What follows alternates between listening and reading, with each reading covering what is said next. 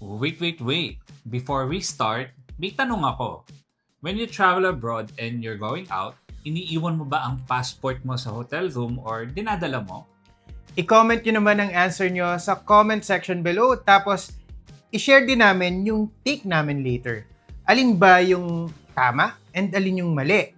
And ano-ano ba ang mga common mistakes na nagagawa natin sa mga passports natin? Yan ang i-discuss natin in this video.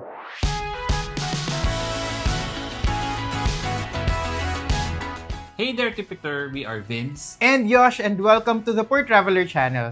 We have been travel vlogging for the past 15 years and nakakailang passports na rin kami. And marami na rin kaming natutunan tungkol dito sa pinaka-important na travel document natin. Pero bago namin i-share yan sa inyo, please take the time to like this video and subscribe to this channel, ring the bell beside it, and activate notifications para hindi mo ma-miss ang mga episodes natin. Kung sa Facebook ka naman nanonood, join the Poor Traveler Support Group on Facebook. Dito nagsishare ng mga tips ang mga tipiters natin and very helpful ang mga members dito, di ba? Tama. Visit www.facebook.com/groups/thepoortraveler. Okay, ituloy na natin. Unahin na natin agad ang pinaka-obvious. Mistake number 1, damaging your passport. Paano ba masasabing damaged or mutilated na ang passport mo? Pag ba natupi ng konti, damaged na agad yon? According to DFA, a passport is considered damaged or mutilated if hindi readable ang passport data page or may naalis, nabura, or natakpang information. Or ang passport chip ay nasira or hindi na readable. Or ang photo sa bio page ay hindi na maaninaw. Malabong-malabo na or hindi na makita or dubious na yung quality. Or may pages na natanggal or napigtas. Or naalis ang hardcover sa booklet. Or naalis yung tahe ng booklet, yung dito. Or nabasa or nadublob sa tubig. Or kumalat ang tinta ng mga visa or yung mga sulat sa passport. Earlier this year, may nag-viral na story about sa passport na may konting punit tapos hindi na pinaboard ng airline. Ito yung sa Bali, ano? Tama. Pero according sa airline, they consulted the Indonesian authorities kung tatanggapin or hindi na. And sabi, hindi. Kaya hindi pinaboard. So make sure na alagaan nyo talaga yung passport nyo and huwag nyong hayaang pakalat-kalat sa bahay. Kung meron kayong mga kids or kahit pets, aso man yan or pusa, huwag nyong ilagay sa alam nyo na pwede nilang maabot or ma-access. Pero paano ba natin mas mapoprotect pa yung passport natin? Okay bang bumili ng passport sleeve? Mistake number 2, using passport sleeve. So, ito yung passport sleeve, ganito. Maraming mga ganitong klase. Nakakatawa kasi ito, nakuha ko to mismo sa DFA more than 15 years ago na. Wala pa sila sa Asiana or Asiana. Wala pang site doon. So, doon pa to sa may DFA building mismo, doon sa likod. But here's the thing, itong ganitong passport sleeve, hindi ito advisable, lalo na yung mga masisikip. Bakit? Kasi, sa totoo lang, pinapaalis din ito kapag nasa immigration ka na. Dito sa Pilipinas and kahit sa ibang bansa, madalas pinapatanggal yung ganito kasi they also need to inspect yung actual passport mo. Mas prone din na masira yung passport mo. Pag lagi mong tinatanggal and sinusuot, may tendency na mapunit. In fact, may kakilala ako na napunit yung passport niya kasi napalakas yung pagtanggal niya sa sleeve kasi minsan masikip talaga. Kaya doon ko na-realize talaga na hindi ito magandang idea. To be clear, yung hindi natin nare-recommend ay yung ganitong passport sleeve. Or minsan ang tawag dito passport cover. Pero ang ginagamit namin ay ganito. Wait lang. Later. Yan. Ganito yung mas ginagamit namin. Ang tawag naman dito, passport wallet or passport jacket or passport holder. Ayan. So, maraming mga tawag eh. Pero ano ba yung difference? Yung passport sleeve kasi na ganito, yung ang pinapasok mo lang ay yung, kunyari, itong part ng cover dito, yung parang ganyan. Parang pinapasok mong ganyan. 'Di ba? Ganyan yung mga sleeve eh. Tingnan mo, masikip siya. Hindi, okay lang, luma na to. Parang ganyan. Parang kailangan mo siyang, di ba masikip siya minsan? Ganyan. So, mahirap siyang ipasok, mahirap din siyang alisin. Ang passport wallet, they act more like a wallet. So, parang ganito siya. Meron siyang, minsan nga, ganito siya, meron siyang lalagyan ng cards, tapos meron siyang ganyan. So, ako, ang ginagawa ko lang is, parang nilalagay ko lang siyang ganito.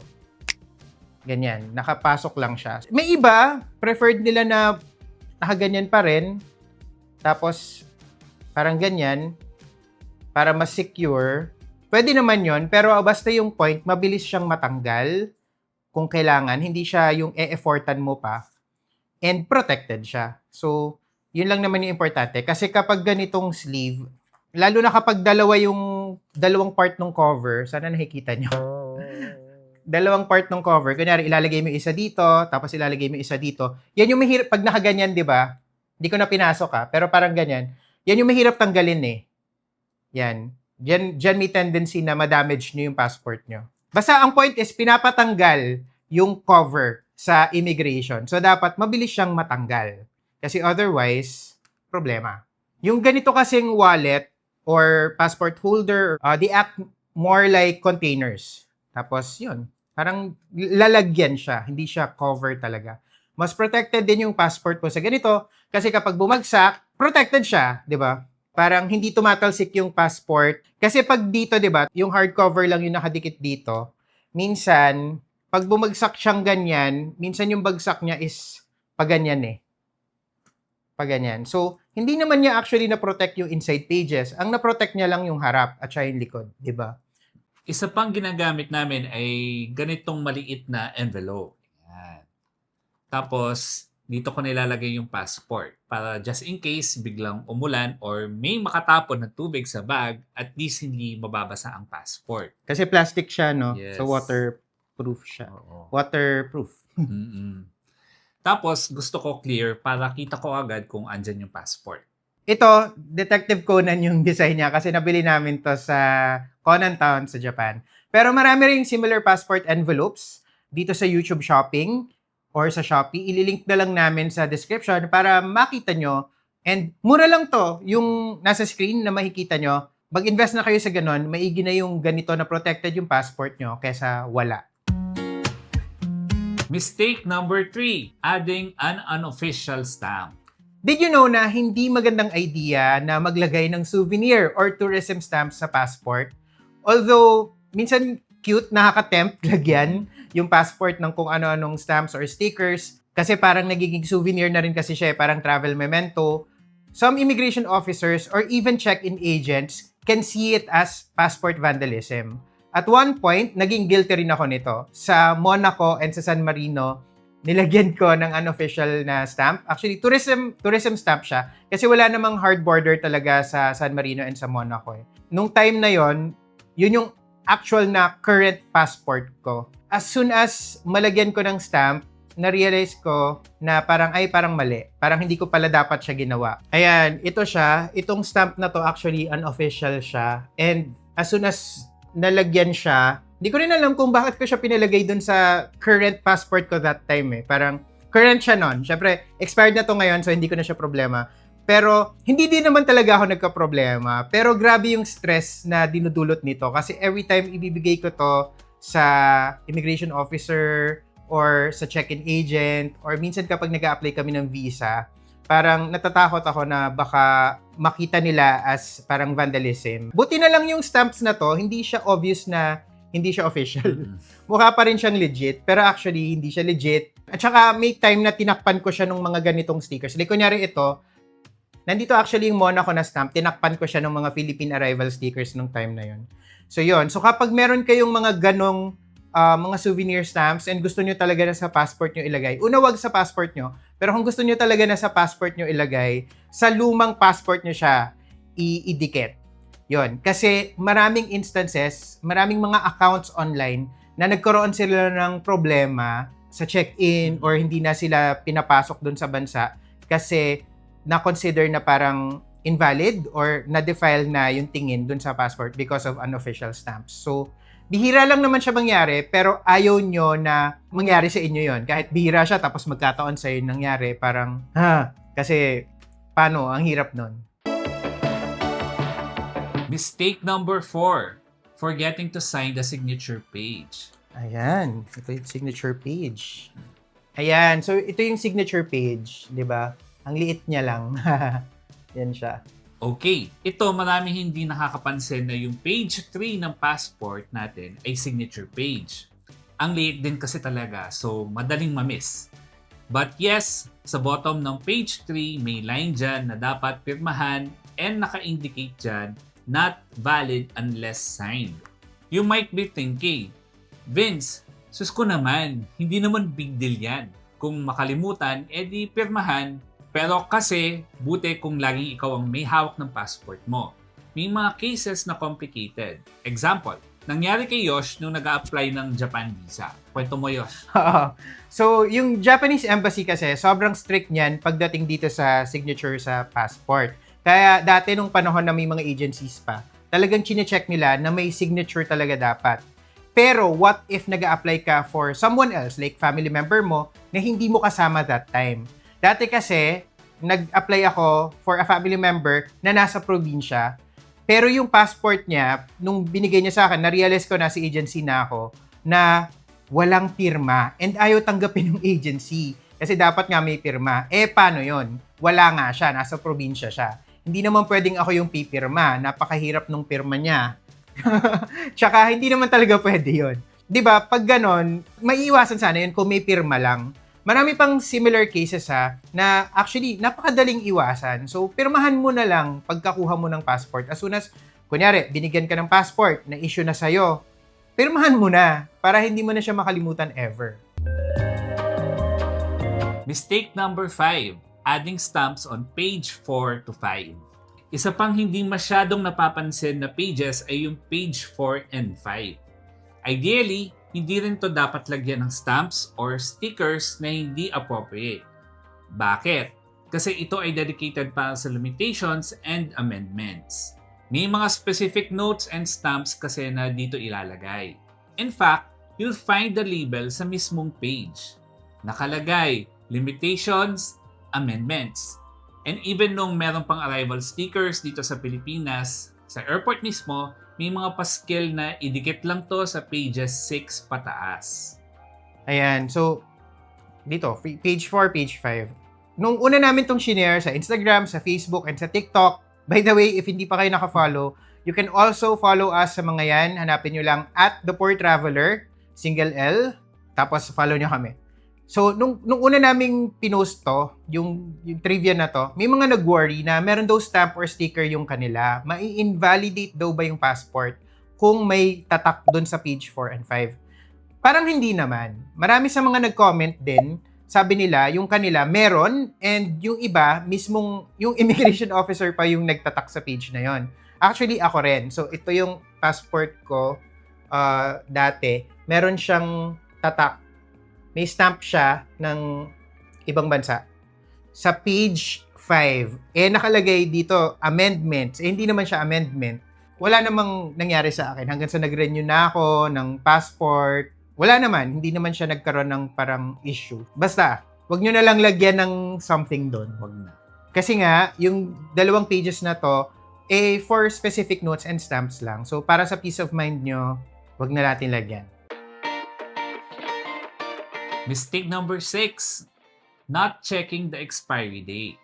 Masusurprise kayo kung gaano kadami yung mga travelers na nakakalimutan na dapat mayroong 6 months. At least 6 months na natitira pa sa validity ng passport ninyo. Some countries, katulad ng Pilipinas, required yan na dapat at least 6 months pa yung validity. Even if technically, hindi naman na ito expired pa, you can still be denied boarding. Hindi lang to sa Pilipinas maraming bansa nagpapatupad nito. Pero para saan ba to? According to VFS Global, this policy is in place to minimize the risk of travelers na mag-overstay ng visa or kung sakaling mangailangan ng emergency extension. Para siyang buffer. Allowance, ganon. So always check the expiry date of your passport before you book your flights. And make sure din na may enough blank pages ka kapag nagta-travel and nag-a-apply ng visa. May mga embassies na gusto nila may at least 2 blank pages. US, kailangan may at least 2 blank pages.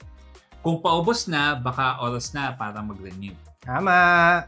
Mistake number 7, not having a Mistake number 7, not having a backup copy. Dapat meron kayong extra na kopya, kahit digital lang, nung passport ninyo. Para kung sakali na mawala nyo or manakaw yung passport nyo, meron kayong kopya, and yung extra copy kasi na to will make it easier for embassies or consulates to issue a replacement. Mas mahirap mag-issue ng passport nang wala kayong kopya. Between embassy appointments, paperwork, and the emotional trauma, ang huling gusto mong mangyari is extra complications. So, do yourself a favor, picturean nyo yung passport nyo, yung data page nun, or i-scan nyo. Tapos, i-store nyo sa drive or i-email nyo sa sarili nyo para may access kayo kahit anong device yung gamit nyo kasi meron sa cloud, meron sa online copy. And hope na hindi nyo ever gamitin. But kung in case kailanganin nyo, you'll thank yourself na ginawa nyo yan, na nag-backup kayo. Mistake number 8. Leave your passport at the hotel. Or not. Ito na. Okay, so eto na. Kanina we asked, when going out abroad, do you bring your passport with you or leave it in your hotel room? And when you search online, you'll get very conflicting answers kasi may pros and cons naman talaga. May mga nagsasabing dapat iwan sa hotel kasi mas risk na mawala kung dala mo. Pero meron ding nagsasabi na dapat dala kasi baka kailanganin. Ano ba talaga? I think, depende sa country.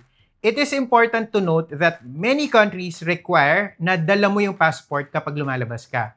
Japan is an example niyan. Kailangan pag lumalabas ka, nasa Japan ka, tapos lalabas ka lang, dapat dala mo yung passport. Yun yung batas, so dapat sundin. Bukod pa dyan, kami ni Vince, lagi kaming nai-inspect kahit naglalakad lang naman kami. Nangyari na yan sa amin sa Hong Kong, galing kaming Disneyland, hinarang kami ng mga police kasi chinek nila yung bags namin and yung passport namin. Nangyari na rin namin yan sa Greece. Hindi ko alam kung bakit lagi nangyayari sa atin. Siguro mukha kaming hindi gagawa ng maganda. So kami, we prefer na dala namin ng passport namin para walang issue just in case. Nag-invest na lang kami sa matibay na body bag and yun nga, may envelope kami para protected. Yes, dala namin yung passport most of the time. I say most of the time kasi to be honest, may mga pagkakataon din naman na it makes much more sense to leave it sa hotel or kung saan safe. Example, if puro water activities yung gagawin namin and alam namin na yung gamit namin ay iiwanan namin kung saan, kaya sa beach, ganyan, hindi na lang namin dadalhin yung passport. Parang it makes sense na wag siyang dalhin kasi baka, di ba, prone na mabasa or mawala. But super bihira lang yon. So, more often than not, dala namin talaga yung passport. Wala kaming maharap na official recommendation ng DFA about this. Kami personally, mas dinadala talaga namin. Lalo na kapag bigla kang napa-shopping. At least makaka-avail ka ng tax-free option nila. Tama! So, ayun lang. If nakatulong sa inyo ang video na to and may upcoming trips kayo, please use our promo codes. That's Agoda TPT for up to 5,800 pesos off. Actually, 10% off yan, capped at 100 USD sa Agoda Hotels and Resorts. So, 100 USD, at this moment, pag kinonvert mo, nasa 5,800. And kung Klook naman, the Poor Traveler Klook and TPT Klook 5, yung codes natin, for 5% off. Pwede yan sa hotels and activities. Yes. You can also check out our TPT Master List. Nakakompile dyan yung mga recommendations natin sa hotel and tours. Mga requirements sa iba't ibang bansa, and even iba't ibang discount codes sa iba't ibang travel websites. Just visit thepoortraveler.net/masterlist. Don't forget to like this video and subscribe to this channel. And remember, plan smart, travel safe, and make every trip Worth it!